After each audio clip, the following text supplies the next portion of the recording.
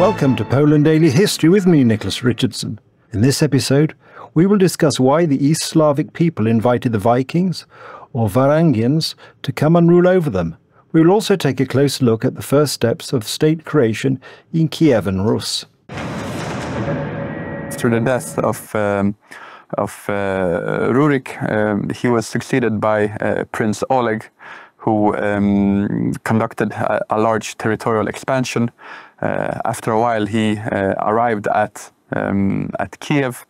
According to the story, he killed Askoldendir and took control over the city for himself. Askoldendir, though, before being killed in 860, they sailed further down south. They did reach Constantinople, as they had told Rurik that they would. They launched an attack on the city, but were quickly they retreated before they really could take the city. Some say that they had been bribed by the emperor. Others say that a giant storm drove them off. Nevertheless, this was the first Viking attack on Constantinople, starting the relations between this new empire and the Byzantine Empire.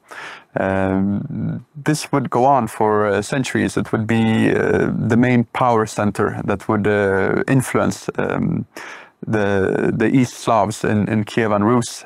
They would always look to Constantinople as their big and powerful neighbor that was very rich and should be raided as often as possible. This first raid on Constantinople in 860, it created a chain of events that had large repercussions for later. The emperor in Constantinople, he believed that the best way to subjugate these Slavic peoples to the north would be by sending missionaries to convert them to Christianity. So 3 years after the raid in 863, he sent the two monks, the two brothers, Cyril and Methodius, north. They had been requested by the rulers of Bohemia to come and spread the gospel, the Bible in their lands. With them, they brought the first written language in Slavic. It was the Glagolithic alphabet that was spread through them, especially adapted to suit the various sounds that are common in the Slavic languages.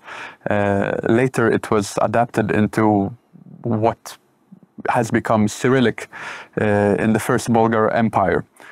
From Bulgaria, it moved further and further north, reached finally Kiev and Rus, and has become the classic Cyrillical alphabet that we know from today, which is also one of the reasons for why Russian speakers, Ukrainian speakers, and Bulgarians have such an easy way of understanding each other, despite the large areas. There is this connection that goes back almost 1,200 years.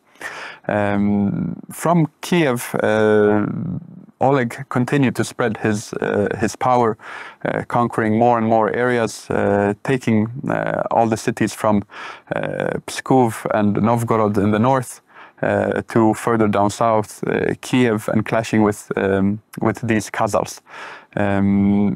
Quickly, there were more territorial expansion. After him came Sviatoslav, that also conducted even more expansion, primarily to the east. And finally, we have the first ruler that really engages with the Poles, Vladimir the Great. Vladimir the Great is mainly named Great because he was the one that brought Christianity to Kiev and Rus. He was baptized in 980, and with him the entire state was baptized. Vladimir and the Poles clashed in 981, so just a year after his baptism, over the so-called Cherven towns. Today we know them as Przemyśl and Sanok, Sandomierz, some of these cities that are in southeastern Poland today. These territories were up for struggle for a while. Initially, Vladimir was successful. He took these towns from the Poles, had control over them for a couple of decades. But soon thereafter, there was a Polish reaction as well, and they managed to take them back. The Poles had been baptized through Mieszko I, the first ruler, in 966.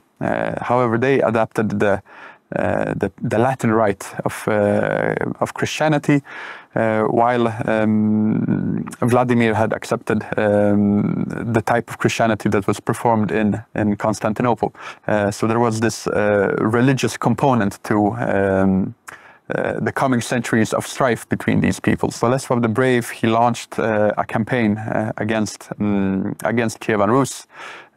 This was due to some dynastic drama, something that would be repeated on several occasions over the coming centuries. Boleslav the Brave had wanted to marry Vladimir the Great's sister and create an alliance between the two states. Vladimir was not very impressed by his Polish neighbors, and he thought that giving his sister up, giving a female member of his family to the Polish king would be too much, but he offered him that Vladimir's son could marry Bolesław's daughter. Something that was not as high in rank, so to say. Giving your own daughter, giving your own son away to marry somebody's daughter was not as giving your own sister away.